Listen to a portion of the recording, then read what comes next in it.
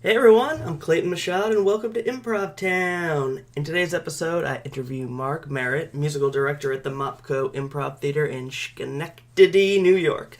We talk about all things musical improv, from short form musical improv to long form narrative musical improv, and transitioning from short to long form musical improv.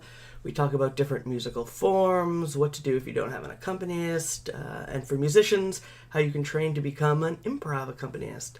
As always, if you like the episode, rate and review us wherever you listen to podcasts. And now on to the interview. I've been playing music since I was, the way I say 4, I think that's when I started. God, these hiccups, you're going to forgive me for that, right? They're very musical. Yeah, the hiccups. It's good. I would doodle on my grandparents' pianos. Both my sets of grandparents had pianos at their homes, and when we would visit, I would doodle on them, and some people in the households knew a little bit, so they would show me a little bit, and I took to it really well, really quickly, and started just kind of doing my own thing, and we got a piano. Excuse me. We got a. Oh my God! I better shut that off. Oh, I should check mine.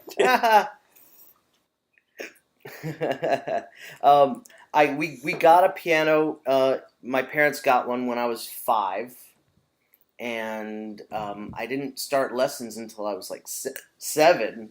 And I already knew like more than what the teacher I started with wanted to teach me, so that didn't last long.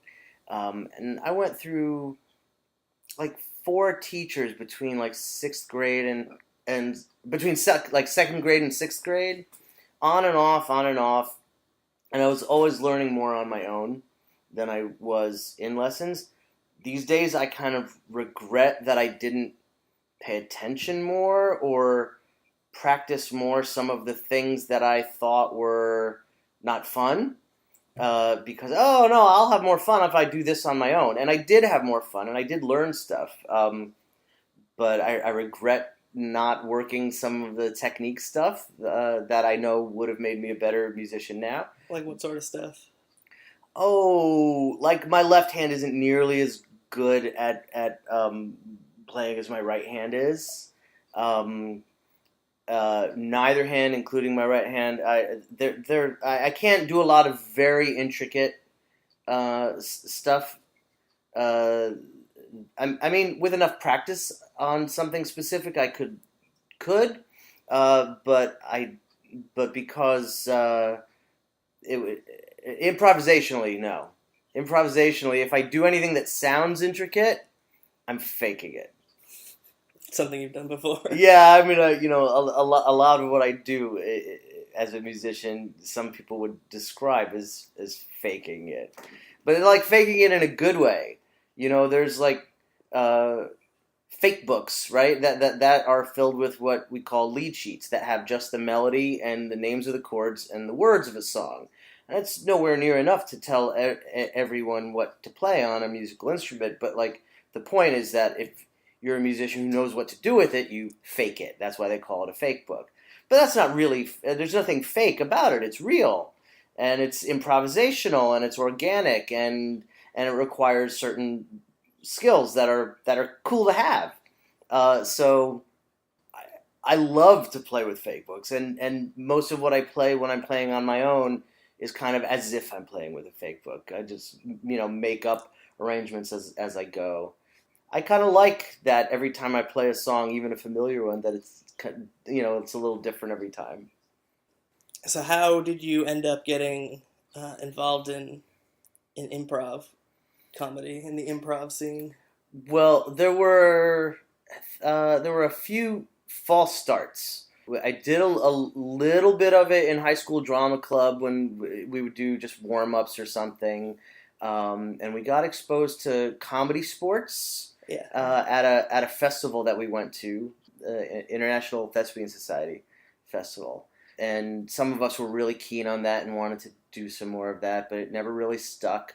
I acted a lot in high school, and so I was involved in it from that angle, not musically. And when I was in college, the improv group was holding auditions, and I auditioned, and I didn't get it. I gave a terrible audition. So there were some early false starts, and then a while back, a friend of mine from college, his wife, who was self-employed. This is a weird story how I got into it for real now, is that she decided to celebrate her 5th anniversary of being in business by putting on a variety benefit show and inviting talented performers that she knew to come be in the show. So I was one of the people she invited to come play some of my own songs, and she asked me if I'd accompany some of the other singers who needed someone to play for them. And she also knew Kat Coppett of the Mop and Bucket Company, because Kat and my friend Lisa Geruzzi, wife of my college friend Bill Geruzzi, Lisa and Kat were in a New York Capital Region Women's Consultants Networking Group together. So Lisa knew Kat and Mop and Bucket Company and said, "Hey, come do some improv in my show." So there was a small contingent from the Mop and Bucket Company there, and we were on the same bill for this variety show. And afterward, Kat said, "Oh my God, you got to come play with us." I was like, "Oh, okay, all right. Well, let me know." And half a year later, they invited me to come see a show they were doing, the full-length musical format that we do, Spontaneous Broadway. They were doing a run of it, so they invited me to come see it just to see what they do. It was really cool. And it took until a year and a half after that before they had, I think, another run of that and said, "Hey, why don't you actually come and try rehearsing with us, and we'll see what happens." And that was fall of 2010. And so the first thing I did as part of this improv theater group, it was music that got me in, and not acting after all. And the first thing I got thrown into was rehearsal for our hardest format, the full-length improvised musical. And that's what we did. And so I've been with them ever since then. Cool. Awesome. All right, so let's start by talking about short form. Yeah. Musical improv. Yeah. So say a group came to you, and some short form group, and they wanted to start doing musical improv, but they had never done it or anything. Right. What advice would you have for them? What are the things that you would teach them? I would start off by teaching them mainly a bunch of games. There are a lot of really good musical improv games that are easy to learn, fun to play, very collaborative, not just between the performers and the accompanist, but that would include multiple performers working together, which is it's fun and it's creative and you're connecting with people, and far less pressure is on any individual to make up a whole song. So I think that's a really great place to start. In fact, with Mopco, sometimes we'll do an improv jam or a free music class where we do just these kinds of simple games that don't require a lot of teaching and don't require a lot of really hardcore skill development to be able to do them passably and have a good time. I think that's a really fantastic place to start. And a lot of those games, most of them, are things that you can play in front of an audience. So I think, boom, you do this, you have fun, and you've got something that you can do in a show.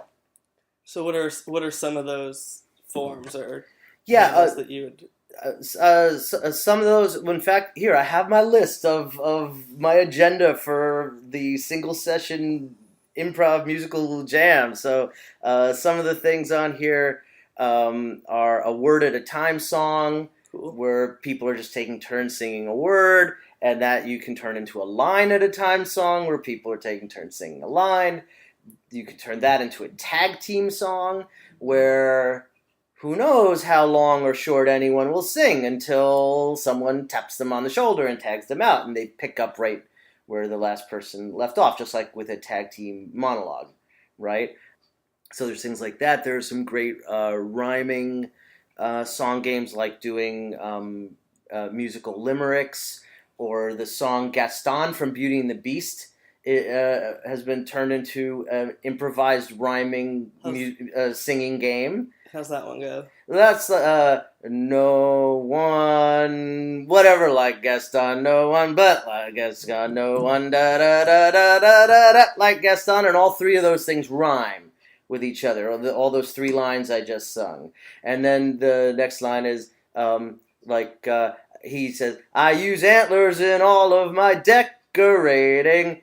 And it doesn't honor the whole full structure of the song, but like then everyone just sings, "My what a guy that Gaston," and so you could just repeat that cycle over and over. And so one person picks for the first line, "No one eats like Gaston," and then the next two people each have to do something that rhymes with eats, and then the fourth person's got to do something that ends with ating, like decorating, celebrating. And then everyone sings "My what a guy that Gaston," and you can do that as many times in a row as you feel like. So, that one sounds cool. You also seem like you could even do it without an accompanist. Yeah, you totally could, and you could do musical limericks without an accompanist as well. You could do them non-musically. You could do just spoken lyrics and practice the rhyming. Beastie Boys is a great improv rhyming game that doesn't need an accompanist, so you're practicing rhyming skills and rhythm skills. There's definitely stuff you can do without an accompanist, and then if you have an accompanist, you do some of these other things. Pretty easy to do. So a couple of the classics, like on "Whose Line Is It Anyway?" they do the Irish drinking song and the hoedown, right? All right. So all of those things, you can work on them for a long time and have a really good time and develop a lot of skill and it's fun and put them in front of an audience in a show. I think that's the best place to start, because taking on improvising a whole song, totally doable. And like in the classes I teach about it, I really believe it's far more doable than when people come in the class and they're like, "Oh, this seems so magical." And then they walk out because of the way I teach it. They're like, "Oh, I see. Someone just pulled back the curtain and revealed the Wizard of Oz. Now I get it. I know what the tricks are," right? But that is still a big leap beyond these games, having to improvise your own whole song or your own whole big sections of songs or something. So I think better to start with the games and then work your way toward improvising full songs collaboratively or individually. Cool. All right, so let's talk about some long form now then. Yeah. All right. So do you differentiate between doing long-form musical improv and doing an improvised musical? I do, for a couple of reasons, and I think it's easiest to think about, like, if we think just non-musically, what's the difference between long-form and short-form improv, right? Well, long-form means some very different things, right? For some people, long-form means one very long narrative that may last for 15 minutes, a half hour, an hour, 2 hours, right? That's long form. A single long, mini play, whether a one act or two act, whatever, right? And then there are a lot of things that we consider long form, like Armandos and Heralds and things like that are more like montages of small things, right, which may have some relationship to each other, but don't all come together as one single narrative, right? Right. So the same thing with music. You could do a musical Armando or a musical, any kind of montage-like form. And, well, is it a musical? There are musical reviews where there's a theme and the songs are, kind of revolve around that theme. And we could say, oh, that's a musical. And if a theater company were scheduling their season, they might put it on the season and say, oh, that's the musical we're doing at this time. But it's not a musical in the sense of what we usually think of when we think of a musical, as one long story that has songs in it, right? And then by the same token, you can do a 5-minute musical. You can do a 10-minute musical. So is that long form or is that short form, right? You can do a whole story that has multiple songs in just a few minutes, right? So I think, there's all these different combinations are possible. Definitely. Well, so I guess like what about like a narrative, long form narrative, but that isn't necessarily in the genre of like I wonder if you think of when you're doing an improvised musical, if that is if you think of that more as doing a, doing genre work as opposed to just we're going to tell a story but we're going to sing instead of That's a really talk. good question, and I think it just depends on the night. That I don't think of musical as a genre. I think of musical as a form. Right. There are rock musicals, and even a rock musical.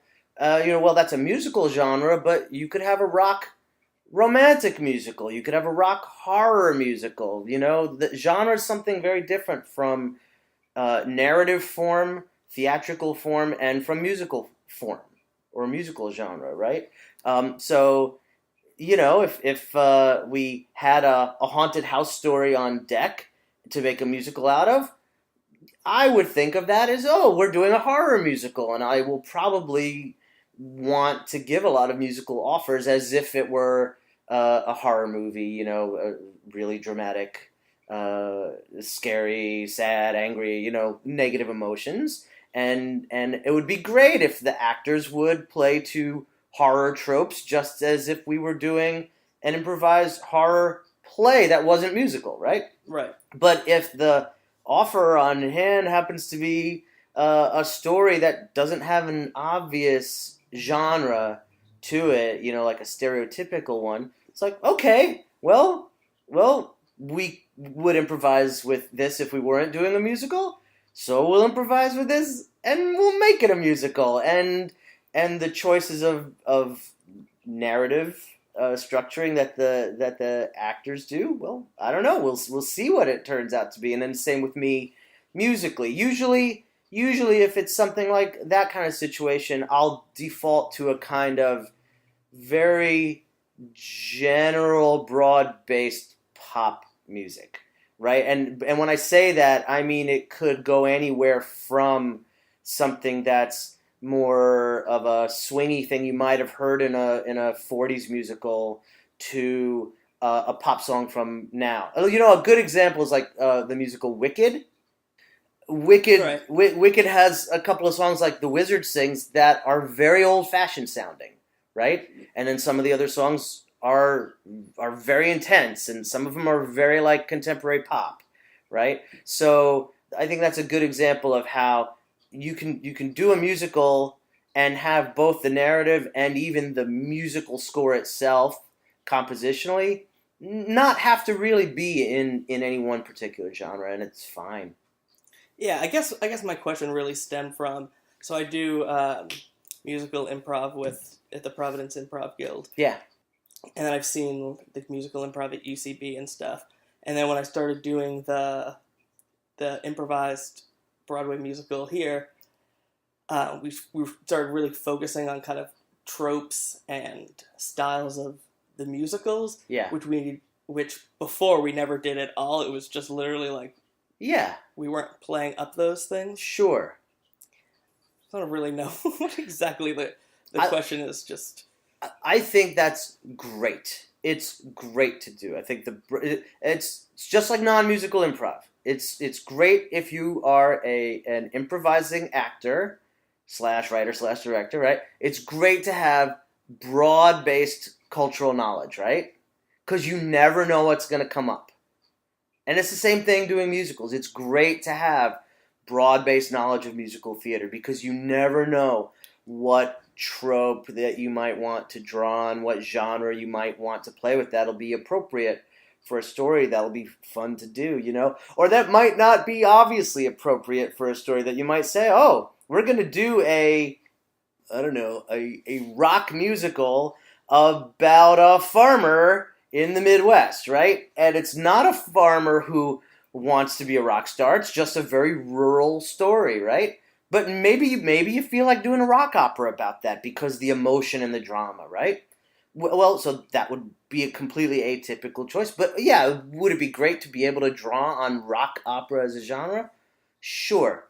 But I think the thing is, it would be like if you want to do a full length improvised play, and if it unless you have a specific kind of play in mind, like you're doing an improvised murder mystery or an improvised farce, well, that inherently is genre work, right? But if you're just going to do improvised play, and we don't know what it is, right? And it's devoid of genre. Would you think that the first thing a group would do would be to think about 20 different main play genres and try to practice them? I tend to think probably not. I would think that a group doing that would probably want to be thinking more generally about narrative structure and character and conflict, because those things will apply no matter what the genre, right? And so I would tend to think the same thing about musicals. That I mean, it's a little different, because on some level the musical form is sort of genre like, and it has its own tropes, right? But an I want song is a very big trope in musical theater, right? Right. And even opening numbers where you're establishing the environment and everyone's... That's right. And that, to me, is not genre. That's form. Right? So I think, practice your I want songs. Yeah, practice your opening numbers. Yeah, practice stuff like that, because you're practicing the form of musical theater. And is that going to be a rock musical? Is it going to be a pop musical? Is it going to be a Cole Porter sounding musical? Is it going to be a Sondheim sounding musical? Is it going to be a buddy musical? Is it going to be a romance musical? I don't know. To me, those are genres, I see. Right? And opening number, I want song, things like that. That's form. That to me is separate from genre. I don't know. We call it the musical theater genre, and if you want to call it that, that's fine. And I just think it's worth like saying, okay, great, that's that, and that is, even if we're using the word genre, is something different from whether it's a horror musical or a romantic musical or a romantic comedy or a farcical musical, right? And I think that's where whatever it might have seemed like, if there was like a conflict between what we were saying, or like that, I think that's what helps it go away. Yeah. That to realize that there's a musical form to practice, where here are things unique to musical form, the same way that if you were doing a non-musical full-length play, dramatic conflict, characters, whatever things, aspects you would work on with that. Here are the musical aspects of form. Absolutely 100% are the top priority to be working on for a group wanting to do a full-length improvised musical. And then worry about real genre work of different, moods and styles and musical styles and types of stories. That's separate, and that can come later, or opportunistically or whatever. Cool. So I guess going back to the same type of question of someone, a group that wanted to start doing long form musical. Yeah. What advice and what tips would you give them? I think you want to be good at improvising in the first place, non-musically. I think you want to be good at improvising long-form narrative in the first place, non-musically. Right. I think you want to be good at improvising songs in themselves, as separate little fun things to do, without them having to be inside a narrative, inside a scene. Right? You want to, like, these are all the components that make up a musical, right? So, like, get good at all of them first, right? Or, maybe not first, but you're gonna want to be good at those components, because that's what makes up the musical, right? Right. And then with those separate skills developed, then musical form is its own unique narrative form. It has its own unique tropes and structuring elements and such, not all of which people agree about any more than with like a non-musical play, right? Oh, what's the archetypal structure, right? People have their different opinions, and your group can have their own opinion about that. But I think that's the last thing, that after you do all these separate components that you could do if you were doing something other than a musical, then yeah, work on musical theater form, and then go for it, right? But you'd say focus on learning the basics. Right, not long before I started working with Mop and Bucket Company as a musical director for improv theater, I switched my work as a piano teacher from part-time to full-time when I trained with a particular non-traditional piano method called Simply Music. And one of the big tenets of Simply Music is that if there's something you're gonna do and it's hard to do, break it down and work each piece of it separately. And if it's time to put together pieces, put together a couple of the pieces and work them together, because sort of like the glue that puts those pieces together is like its own separate piece, right? So you do that. And there's different little bits of glue between all the different pieces. So like you practice each of them, and then you put them all together and you practice that. And so yeah, that hugely informed when I got into doing musical direction for improv theater. I quickly realized, oh, wow, I think I have some stuff that would be valuable for me to teach, even though I was learning this from them, because they'd done it before and they'd been doing improvised full-length musicals and other improvised musical work, songs and whatever. I quickly realized, oh, I think I see opportunities. You could be even better if you did this and this and this and this. And so then I thought about, okay, how do I teach this and this and this and this? I'm gonna break it down. We're gonna work on the components, and then we'll work on putting the components together. And it works, and I usually get really good feedback when I teach this stuff, even from people who before they did it were like, "Oh, I'm so scared to do it. It seems so magical, right?" And it's because that's the approach I use, and so yes, I believe in going to the basics, absolutely. And it's what's important is to identify, well, what are the basics? If we're doing this new thing that's new for us, improvised full-length musical, what are the basics, right? And I think you could say that the basics are decent improv skills in general, full-length narrative improv skills, and song skills. Those are the improvised song skills. I think that's probably, each of those is its own little world that has Right. their own basics in it, right? So you figure out where you are with everything, and you work to where you're at. And then with those things set, then musical theater form is its own sort of final basic, right? Of like, oh, okay, now that we know how to do all those things that we need to know how to do in order to do an improvised musical, but we've been using them all for things other than an improvised musical. Okay, now what do we need to know in order to put them together as a musical? You could wing it, or you could have some studying, some opinion about musical theater structure, and figure out what of that do you want to work as an improviser, and have those things in mind. And so I think that becomes the final basic. Cool.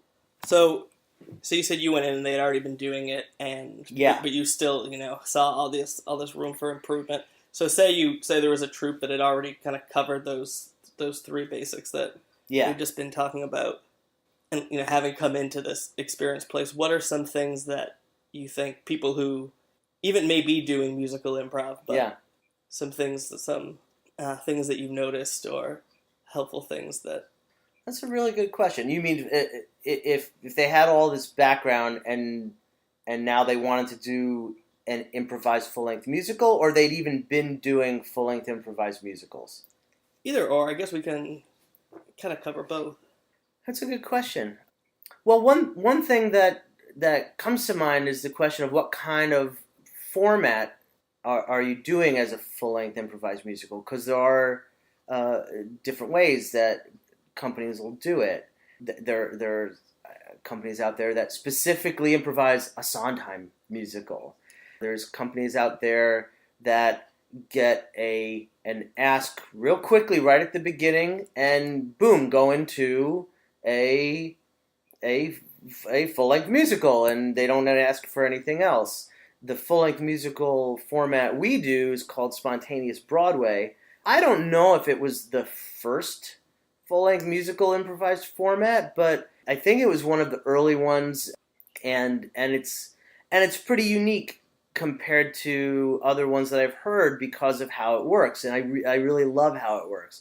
It was actually co-created by Kat Koppett, who's co-director of our company. She created it in the 90s with people at Freestyle Rep in New York City.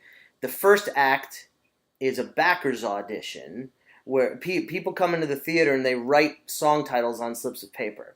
And someone playing a producer character is interacting with the audience saying, I need your help picking what musical is my big Broadway production company gonna bring to Broadway for the next season. I have too many good choices. I need you to help me choose. And so then the actors and I will do a song from each of a whole bunch of different musicals based on the slip of paper suggestions. And at the end of Act 1, the audience votes. Which one do they like best, and which one do they want to see the musical of? And so the winner is chosen, and we do that for Act 2. Act 2 is like a 50-minute. We still call it a full-length musical in the world of improv. 50 minutes is a legit full-length, long-form narrative, right? And so all of that is really cool and varied. One of the things that's great about the format, Kat described that one thing they liked about it is that it gives everyone in the cast a chance to shine, even no matter what role they'll end up in the full length. You know, you might have a supporting role, you might have a small role, and maybe you don't even end up with a song. But everyone in Act 1, everyone gets a big number. Everyone gets at least one spotlight moment in Act 1. And Act 1 includes duets and trios and full company numbers with dance breaks. So everyone in the cast gets to do a lot in Act 1. And then whatever happens in Act 2 happens in Act 2. So it's a really cool format for, all those reasons. And we reprise the winning number, which is really interesting. Because you have to also remember it. Yeah, well, the conceit is that when the winner is selected, it's we're gonna take this show on the road and we're gonna make it better. We're gonna put in some great new stuff and take out some bad stuff. The whole process will take several months, but it'll seem like 15 minutes to you, right? So that's the joke, and that gets us off the hook of having to completely 100% reproduce it, but we strive to reproduce it pretty closely, right? And the story could change in a way that maybe we need to change it, but one way or another we always reprise the winning song, and sometimes we do it fairly closely, and there's something really cool about that right, because it's improv. Well, how can we remember the song from from an hour before?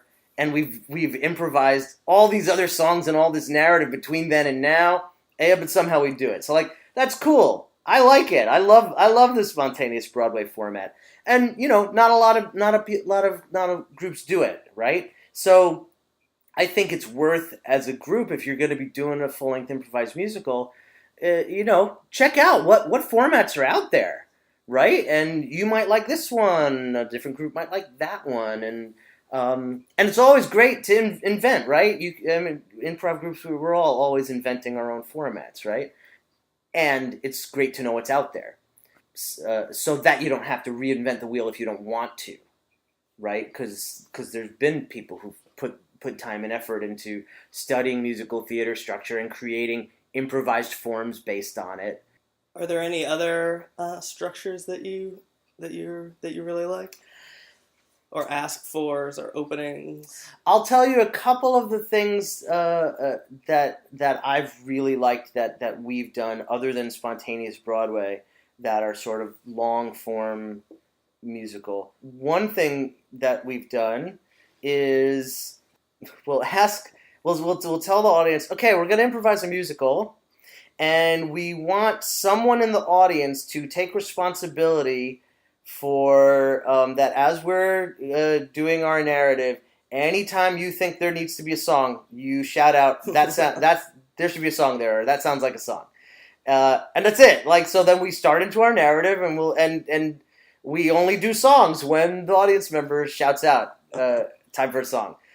We've done that anywhere from something more like 15 minutes to something more like 40, and it's a lot of fun. It's really cool. With that, there's not necessarily a lot of structure, and there's not necessarily as much opportunity to take advantage of musical theater tropes, because if the audience member calls out for a song at a time that we wouldn't have otherwise done it, it's like, okay, well, it doesn't matter that this doesn't conform to some musical theater trope.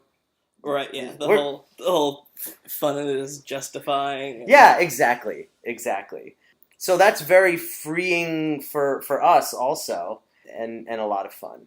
Another thing that we've done, and it's not a full-length individual narrative, it's more like a musical review. We called it Theme Song, where we would get a topic, and it would be more montage-like, but not quite so not so structured as a Herald, not so chaotic as an Armando. It would basically be like one scene after another, and almost every scene we found a moment to do a song. So it's kind of like a whole bunch of little mini musicals, but all of them were built around this theme, right? And so when one scene's done, the next scene could be unrelated, or some of them might have had some relationship if the actors felt like it, but none of them had to. That's a really easy format to do if you're, because you don't have to do long form narrative. You don't have to worry about musical theater structure per se. You're just like, okay, well, where's the moment in this scene that feels like there could be a song, right? And so otherwise you're just improvising scenes and you're improvising songs, but it was really satisfying. And you could do a full, 45, 50-minute act on that. You could do a whole night on it 2 hours if you wanted to. We always would do like an act 2 with that. That's cool. That sounds like it might be a good example of a form when you're in between those steps of not being able to do, not being... Definitely. Like I was saying about sort of like going one little step at a time, right? Learning the games first, I think, is great because they're the easiest. Then learning how to do a song but not worry about it being in a scene is great. Then learn how to put a song in a scene. Then the world is open to do any... Well, really, you could do any kind of long form, even a single narrative. You could do it at that point, right? And maybe you just don't... If you're doing a single long narrative, maybe you just don't worry about musical theater structure and tropes, right? But you could do a long form narrative and put a bunch of songs in it, like I was saying before, where the audience calls it, right? But yeah, at that same time, once you've done songs in scenes, any long form improv format that you could think of, maybe even not ones without a single narrative through line, like what would stop you from putting songs in them, right? Nothing if you didn't want, right? Right, yeah, you could in theory do any form. And we've done musical Armandos. So yeah, that's a great next step if you're going to want sort of the easiest, not the quickest path to doing not the most direct path, like, what gets us up on our feet tomorrow doing a full-length improvised single narrative musical? I don't know, right? But I think it's like the path of least resistance in a way, right? Is that you do have all these intermediary steps, and you can be doing long-form musical theater improvisation pretty easily once you are a decent improviser who knows how to put a song in a scene. it could take a lot of different shapes without it being a single big musical theater piece, right? So it sounds like you're kind of saying if you say you're some long form montage group and you haven't done music before, Yeah. you can essentially just, and you want to start doing music, just you can even keep doing the exact same form that you're doing. Completely. Just find ways to just do it that there has to be a song and absolutely every scene or something. Well, and maybe there doesn't have to be one in every scene, right? But there could be. Right? There certainly could be. There could even be more than one song in a scene. If the scene were really satisfying and after one song you wanted to keep it going and didn't want to wipe and go to something new, fine, keep it going. And who knows, maybe there's then an opportunity for another song. But, whatever flexibility you give or don't give for that, you can totally keep your existing long form and put songs in it in whatever way you want. And it could be the accompanist cueing the songs. It could be the actors cueing the songs. It could be the audience cueing the songs. It could be almost anything, yeah. So I think there's huge opportunity there. And that's probably a great step on the way toward doing a genuine full-length improvised musical.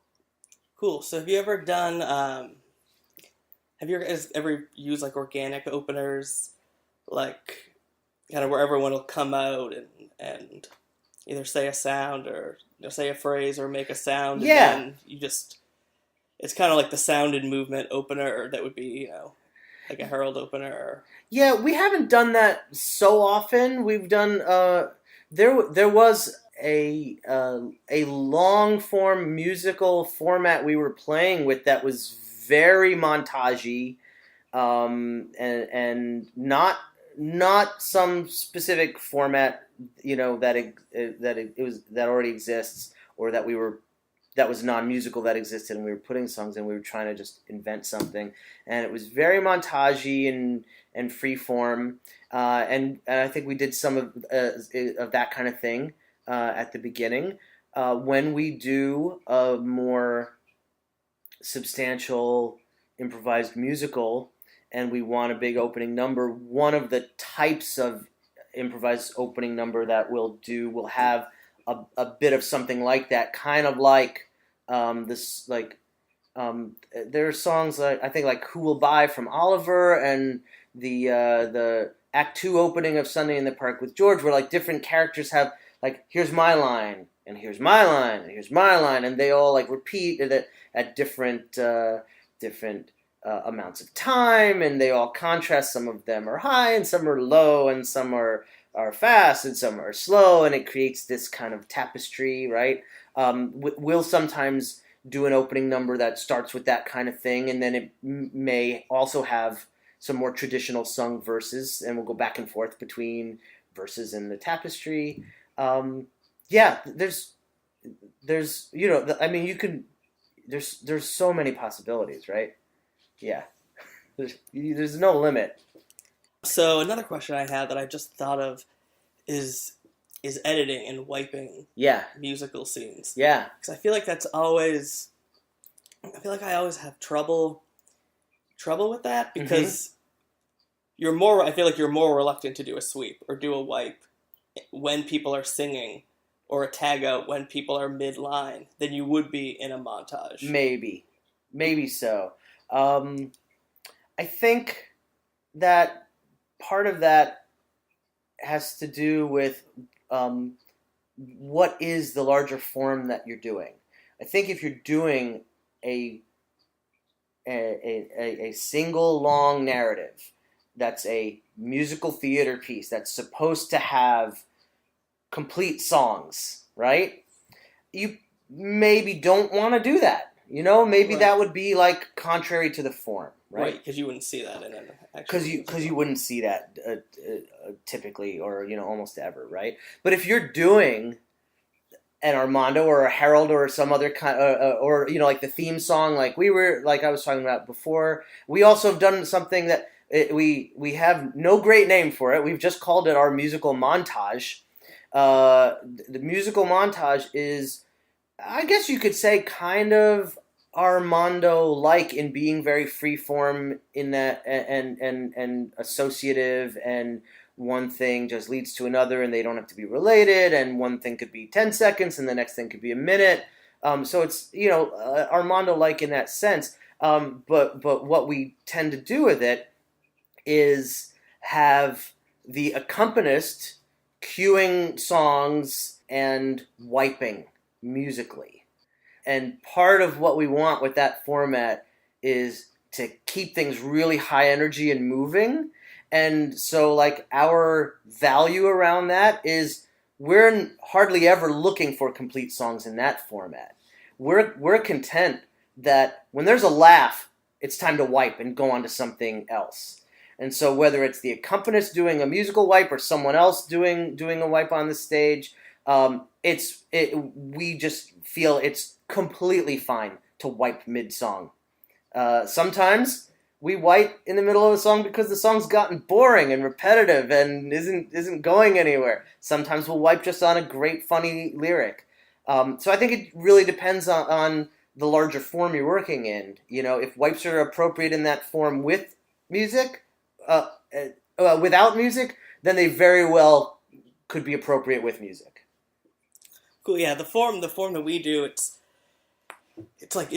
structured like a montage, and we always say that we don't have to find a plot line, but it always ends up just becoming narrative. Yeah. Like, people just always stay the same characters, and we always just tie it together and do narrative, but it still does have edits.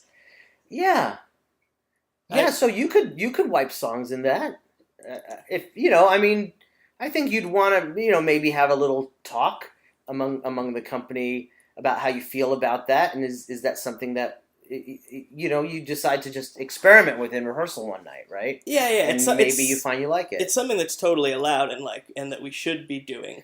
But you're just reluctant? It's just that I feel like no one wants to interrupt people while they're in the middle of a song. Right. And then I also feel like when I get to the end of songs, a lot of the time I end up having to kind of like lead the other person off stage to cue the end of a scene rather than it having, getting wiped.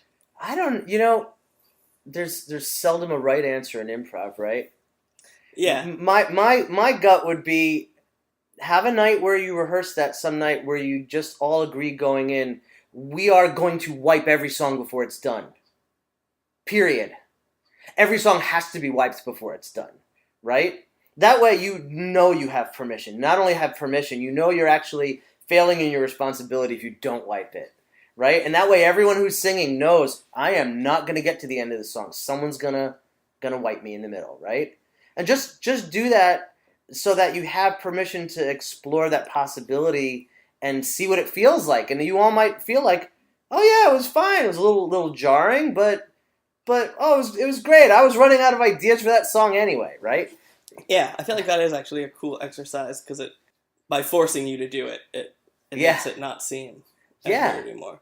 Because I feel like that probably even takes getting used to, even just in regular improv, the fact that you can edit people. Totally, right? Because you don't want to interrupt a scene, right? The same way you were just saying that you feel like you don't want to interrupt a song. Yeah, I think you're totally right. I think it's exactly parallel. All right, so let's see. I just have a few more questions. Anything you want, sure. All right, yeah, two more general. So the first one, so say there was a team that wanted to do musical, but they didn't have an accompanist. Yeah. Do you have any suggestions or anything that you've seen of how people have done a cool job with that? Well, we talked before about how there are things you can do a cappella, right? And so, like, go for it. Don't wait for anything. Try those, right? You can always get, like, karaoke tracks, right? And just make up new words. You don't even need to think of it as making a parody of a song. You can make up a whole new melody, whole new topic. It doesn't have to have anything to do with the original song. It's just a backing track, right? Just put like instrumental show tunes on shuffle. Exactly. Just classical music, right? Any instrumental music you can find is something you could sing to, and then there's your accompanist, right? Now, that's any instrumental backing tracks of whatever kind aren't going to be responsive the way an accompanist is, right? But it's still, that's if you don't have an accompanist and you want to do something other than a cappella, that's the obvious thing to do is find instrumental music, right? And so you can find karaoke tracks, you can use other instrumental stuff, like classical music, film scores, what have you. You can find apps that are meant for arranging backing tracks. There's a bunch of apps out there that do that, and you can get files that other people have created. So like, boom, here it is. Or you can plug in a chord progression, just like type it in and say, do this in a Latin style, do this in a swing style. And that's pretty sweet. Yeah, so and you can set it. And some of them you can set like, oh, here's a section and it should repeat. Like, here's the verse and here's the chorus, and we'll do a verse, a chorus, a verse, a chorus, and then another chorus, and we're done. Right? So you could give yourself a lot of very customized things to play with if you want. And then the other thing also, they've been around since decades ago, are different kinds of electronic keyboards that have automatic accompaniment features, yeah. Right? Like in the 70s, or like the those classic those Casio organs. Yeah, keyboards. right. Like it was the organs with the two keyboards for like, you had all sorts of rhythms and stuff that you could do with that. And then Casio became like almost synonymous with that, right? And even today there are very expensive keyboards that you can get that include automatic accompaniment features and have tons of different rhythms and other accompaniment options in them. And and some of them have instrumental sort of backing tracks in there for you to play along with. But if you do even just the accompaniment thing, it doesn't take a lot to learn, say, like C, F, and G, right? Are three chords that go together. And on this auto accompaniment keyboard, when we set it this way, all I have to do is press that one key, C, and off it goes. And it's going to do a groovy accompaniment in C until I hit F, and then you'd hit F, and then, and you could just make up a chord progression out of just C, F, and G with the accompaniment features, and you're good to go, right? So there are a lot of options, I think, for people who really have no accompanist. At the point you start pressing the C, F, and G, you sort of are the accompanist, though, right? Right? And maybe that's your first step toward actually learning how to do it. Who knows? So that's actually a good transition to the last question. So say you were already a musician, and you wanted to start doing improv accompaniment. Yeah. Well, first, do you think, is there a different skill set or different things that you think you should learn if you're doing short form versus long form? Yes and no. I think all the skills you need for short form you also need for long form, and then depending on the format of long form, there may be other skills worth knowing. Like I said, I was an actor in high school a lot, and I've written a couple of musicals, not just the music, the lyrics and the book, and I've written a couple of screenplays. I've been a writer since I was in elementary school, so I have a really strong interest in narrative. And writing and character and psychology, and like all of those things help me greatly when we're doing, well, any improv that involves music, but especially a full-length improvised musical, because like all of that stuff informs the choices I make because I'm a fellow improviser helping craft the narrative, right? The accompanist is another improviser. They're just doing something a little different from the others, just like the lighting person's another improviser. And all of that writing experience, studying narrative, studying and writing musical theater totally informs what I do, above and beyond the actual musical skills that I have, performance skills. And that stuff is only relevant to the extent that it's relevant to the format that you're working with. As far as sort of the basic skills, it's kind of like right in like your question. What do you need to be able to be an improvisational accompanist?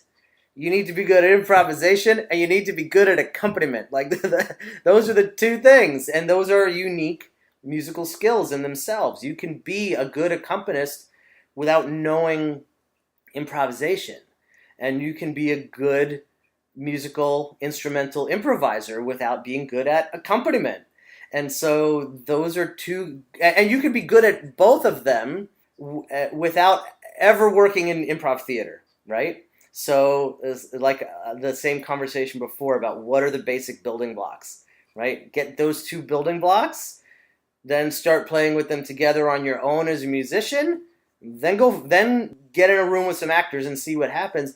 Now, I'm not saying like you have to get perfect at any of that, right? At whatever level you're at, if you know 4 chords, and if you can sort of plunk out a little rhythm on the piano, that could be totally enough to start you on your journey toward being an improvisational accompanist for improv theater. So I'm not saying like how good you have to be at any particular thing before you take whatever next step. I'm just kind of identifying the components, right? You want to be good at improvisational music. You want to be good at accompanying singers. And to whatever extent you're good at both of those, those are going to have some bearing on how good you are as an improv theater accompanist. So do you put a lot of, like, if you were teaching musical accompaniment, would you put a lot of emphasis on learning like stereotypes of genres? Like this is how to play a song that sounds like a Sinatra song. This is how to play a song that sounds like a blues song or a... It's a really great question. And I think it's the same thing like I was saying before about musical theater or improvising plays.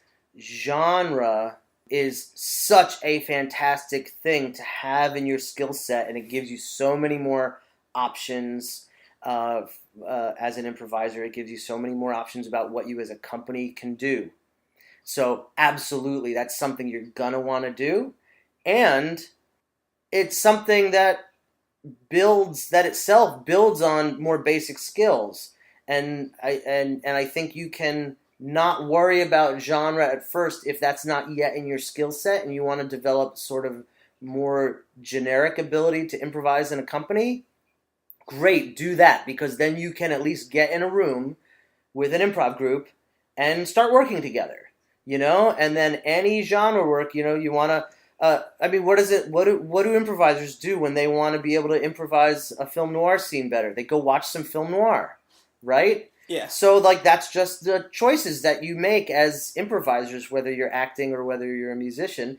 That's just the choices you make about what additional research are you going to do so that you can bring that in and broaden your palette, right? Right. And it's great to broaden the palette. And I love musical genre work, and that's one of the most fun things for me is being able to improvise in a lot of genres and being able, when there's an ask from the audience or whatever offer on stage, and something clicks in my mind like, oh, no one asked for a country song, but a country song would work really well for this, and I can do that.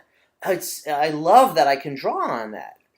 And I think just like with non-musical stuff or with musical theater stuff, I think in all those respects, genre is a brilliant, amazing extra layer that shouldn't be considered one of the fundamentals. Because you're going to do all the genre work better if you're good at the fundamentals of whatever the craft is, whether it's just improv acting, whether it's improvising a musical theater piece, whether it's as an accompanist improvising the accompaniment for a song. I think genre always going to build on whatever the fundamentals of each individual craft might be. All right, awesome. I think that's it. Yeah, you sure? Yeah. Just making sure, because I'm happy. It's been a fun conversation.